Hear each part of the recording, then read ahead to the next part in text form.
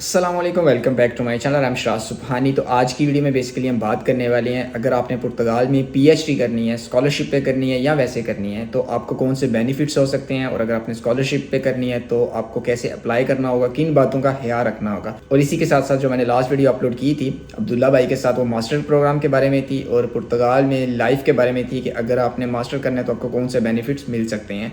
तो आज की वीडियो बेसिकली पीएचडी के ऊपर होगी और कंप्लीट डिस्कशन करेंगे वो स्टूडेंट जिन्होंने मास्टर वगैरह तो कर लिया, अब वो पीएचडी में अप्लाई करना चाह रहे हैं, स्पेशली अगर वो स्कॉलरशिप पे अप्लाई करना चाह रहे हैं तो उनके लिए ये आज की वीडियो काफ़ी ज़्यादा हेल्पफुल होगी। तो आज की वीडियो स्टार्ट करते हैं। वीडियो स्टार्ट करने से पहले अगर आप मेरे चैनल पर न्यू है तो चैनल को सब्सक्राइब कर लें ताकि हर इन्फॉर्मेटिव वीडियो आप तक आ सके। Thank you so much Abdullah भाई, एक दफ़ा फिर आपने इतना टाइम दिया कि हम एक अच्छी इन्फॉर्मेशन लोगों तक पहुंचा सकें, जिसमें हम आज पीएचडी के बारे में बात करेंगे।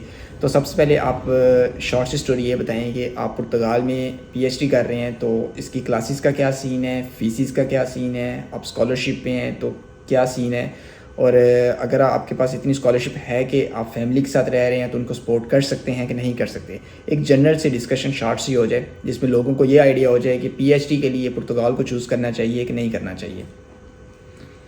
बहुत शुक्रिया शराज। तो आज हम पीएचडी के ऊपर बात कर लेते हैं। अच्छा, मैंने जैसा कि लास्ट वीडियो में हमने थोड़ी सी डिस्कशन की मास्टर्स की, कि मैंने तो यहाँ पर अपना इरास्मस का मास्टर्स जो कि 1 साल मेरा पुर्तगाल में था उसको फिनिश किया। तो उसके 5 महीने बाद जो है एग्जैक्टली मेरी यहाँ पर एक जॉब ऑफ़र मतलब पीएचडी ऑफ़र मिल गई। तो वो मैंने जो है वो स्टार्ट कर ली। अब यहाँ पर पीएचडी के जो हैं वो 2-3 या मल्टीपल सीन्स हो सकते हैं। किस तरह से हो सकते हैं? एक तो आपका रेगुलर एडमिशन है, वो हर साल आप किसी भी यूनिवर्सिटी की वेबसाइट जब आप ओपन करेंगे तो उसमें डॉक्टोरल का एक अलग से सेक्शन होगा, उसमें आ जाएगा कि भाई इस ड्यूरेशन में आपने अप्लाई करना है और ये सीन है। फ़ीस की अगर हम बात करें तो तकरीबन 4000 पर ईयर जो है मिनिमम, 4000 भी है, 5000 भी है, एवरेज तकरीबन इतनी है। ये पर ईयर की फ़ीस है इंटरनेशनल स्टूडेंट की। नेशनल्स की थोड़ी सी कम होती है। नेशनल्स की यहाँ पर हाफ है। अगर मैं अपनी यूनिवर्सिटी की बात करूँ तो नेशनल्स की हाफ है, 2000 पर ईयर है, और इंटरनेशनल जो कैंडिडेट है उसकी 4000 पर ईयर है। और ये कितने ईयर की पीएचडी है इधर जो आप कर रहे हैं? 3 ईयर की या 4 ईयर की है? ये डिपेंड करता है। ये यूनिवर्सिटीज़ में थोड़ा बहुत वेरी करता है, बट ज़्यादातर जो पीएचडीज होती हैं वो 4 ईयर्स की होती हैं। बट मेरी जो है वो 3 ईयर्स की है, बिकॉज वो एक प्रोजेक्ट वाली पीएचडी है। अभी हम उस पर भी मैं आपको थोड़ा सा बता देता हूँ कि प्रोजेक्ट पीएचडी का क्या चक्कर है, यहाँ पे क्या डिफरेंस है। हाँ, बेसिकली अपने ये बताना है कि कौन सा ऑप्शन अच्छा हो सकता है जिसमें हम स्कॉलरशिप्स वगैरह ले सकते हैं और आगे इजी सीन हो सकता है हमारे लिए, क्योंकि हर बंदा फीस नहीं पे कर सकता एक पीएचडी लेवल पे जाने के बाद भी।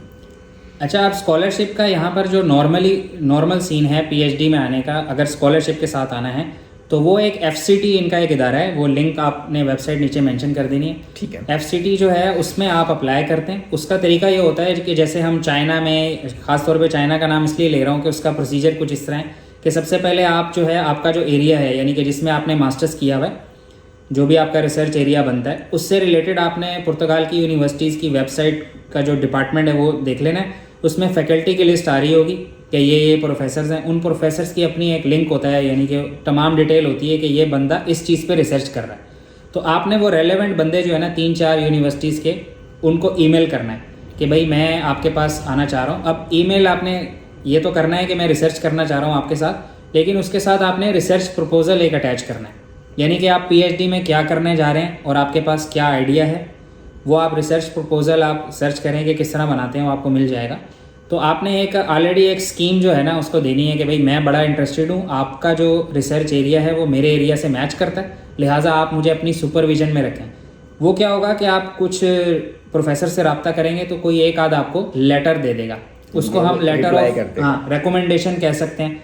वो ये लिख देगा कि ठीक है जी, अगर आपकी स्कॉलरशिप अगर हो जाती है एफसीटी के थ्रू तो मैं आपको सुपरवाइज करूँगा। उससे क्या होगा, आपके चांस बढ़ जाएंगे कि यानी कि बंदा आपको सपोर्ट कर रहा है, रिकमेंड कर रहा है आपको। बिल्कुल। अब एफसीटी का जो टाइम है वो तकरीबन ना मार्च अप्रैल में ये अनाउंस करते हैं, आप वो वेबसाइट पे देख लेना। तो उसमें आपने प्रपोजल बनाया हुआ है वो आप सबमिट करेंगे, और आपने जो प्रोफेसर से लेटर लिया हुआ है वो सबमिट करेंगे।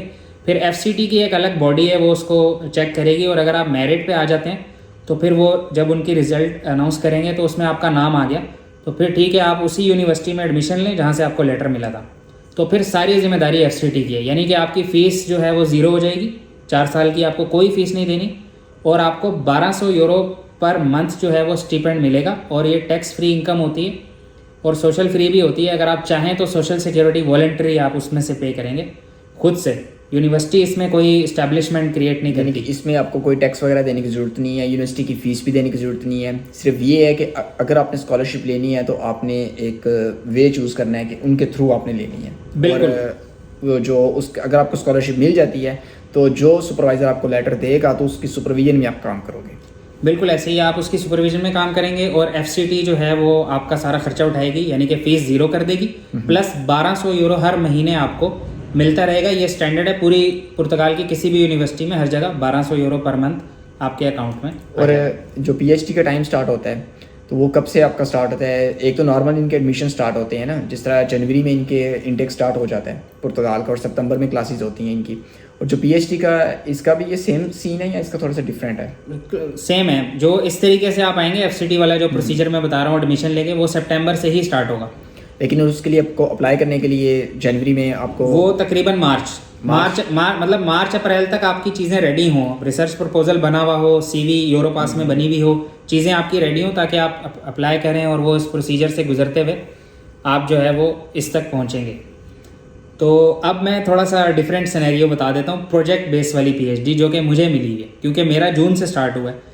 तो अब दूसरा सीन ये होता है कि बहुत सारे जो बड़े प्रोफेसर्स होते हैं उन्होंने यूरोपियन प्रोजेक्ट्स यहाँ पर आते हैं, क्योंकि ज़ाहिर है पुर्तगाल यूरोपियन यूनियन और ये ओवरऑल फंडिंग हो रही होती है। तो यहाँ पर कुछ प्रोजेक्ट्स होते हैं जो प्रोफेसर्स ने ऑलरेडी उनको विन किया हुआ होता है। अब उसमें क्या होता है कि वो हायरिंग होती है जॉब की तरह। वो एक मैं आपको एक वेबसाइट बता देता हूँ, यूरेक्सस के नाम से है, जिसमें पूरे यूरोपियन यूनियन की जितनी भी फंडेड पोजीशंस होती हैं, यानी कि फंडेड मास्टर, फंडेड पीएचडी, इस तरह के प्रोजेक्ट वाले, वो उस पर आती हैं, उसकी जॉब्स आती हैं। तो मेरा इस तरह से था कि वो मैंने वहाँ पर यूरेक्सस में देखा कि वो जॉब आई हुई है यूनिवर्सिटी ऑफ अलगार्व में, उसमें कोइम्ब्रा की भी, पोर्तो की भी, सब की आपको मिलेंगी। तो उसका सिलेक्शन प्रोसेस डिफरेंट होता है। वो आप वही 4-5 प्रोफेसर्स होते हैं जिन्होंने, वो कमेटी जो होती है, आप उनको अप्लाई करते हो, सीवी, निफ नंबर, वो सब कुछ जो पुर्तगाल का है ना वो सारा मांगते हैं। ईच एंड एवरीथिंग वो आपसे मांगेंगे। ईच एंड एवरीथिंग वो आपने अप्लाई किया, फिर मेरिट में जितने भी लोगों ने, आप 10 लोगों ने अप्लाई किया फॉर एग्जांपल, तो अगर आप उसमें फर्स्ट कैंडिडेट हो, क्योंकि एक एक पोजीशन होती है, वो इस तरीके से होता है, तो वो आपको ऑफर कर देंगे कि ठीक है आप सिलेक्ट हो गए हो, या कई दफ़ा वो इंटरव्यू भी ले लेते हैं सिलेक्शन के बाद। ठीक है। तो आप अगर हो गए हो तो फिर वो आपको कहते हैं कि ये कंडीशन ये है कि आप, अगर आप ये एक्सेप्ट करते हो ऑफर, तो अब आपको एडमिशन लेना होगा नॉर्मली जिस तरह वैसे पीएचडी जैसे नॉर्मल आपने एक वेबसाइट पे जाना है, यूनिवर्सिटी ऑफ अलगार्व की मैं बात करूं, तो मुझे एडमिशन लेना है, इनरोलमेंट करनी है, और वो इनरोलमेंट मुझे अपने प्रोफेसर को दिखानी है कि मैंने इनरोल कर लिया। तो वो फिर यूनिवर्सिटी के एचआर से बात करके मेरा स्टिपेंड शुरू कर देंगे। वो स्टिपेंड भी वही है उतना ही 1200 यूरो। लेकिन उसमें से आपको फीस भी देनी पड़ेगी। हाँ, अब उसमें भी डिफरेंट प्रोजेक्ट्स हैं। कुछ कई दफ़ा ऐसा होता है कि अगर इनके पास फंडिंग ज़्यादा हो तो वो आपको फ्री ही कर देते हैं। एफसीटी के थ्रू नहीं है, लेकिन वो कहेंगे सही है, फ्री हो गया। लेकिन अगर फंडिंग ही कम है तो फिर तो आपको फीस देनी पड़ेगी। फंडिंग कम है तो अब जैसे मेरा केस है, उसमें मुझे फीस भी देनी है लेकिन 1200 भी मिलेगा, दोनों सीन है। तो लेकिन एक फायदा है, हाँ, एक इसमें ये चीज़ हुई है कि अब उन्होंने कहा है कि आपने क्योंकि कंपटीशन में आके स्कॉलरशिप जीती है मेरिट पे, तो हम आपका 50% ऑफ करते हैं। यानी कि आपको जो मुझे जो फीस देनी है वो नेशनल वाली देनी है 2000 पर ईयर। लेकिन आप इंस्टॉलमेंट्स में दे रहे हो कि आपने एक ही दफ़ा फीस दे दी है? वो इंस्टॉलमेंट्स में मैंने अभी 10% ही दिया है, जो कि फर्स्ट टाइम में वो ले लेते हैं। और अभी वो कंफर्मेशन के लिए कि आपका एडमिशन हो गया है, ये वो सारा स्टार्ट में जो इनिशियल होता है आपने सिर्फ वो दिया है अभी इनिशियल दिया है। और वो जो 50% वाली है वो भी एक लेटर आपको सुपरवाइजर से लिखवाना पड़ता है कि भाई ये मेरिट पर इस तरह स्कॉलरशिप ली है तो आप 50% ऑफ करें। वो अभी पेंडिंग में ही चल रहा है, लेकिन वो जब तक क्लियर नहीं करेंगे मैं भी फीस नहीं दूंगा अभी। लेकिन हो जाएगा।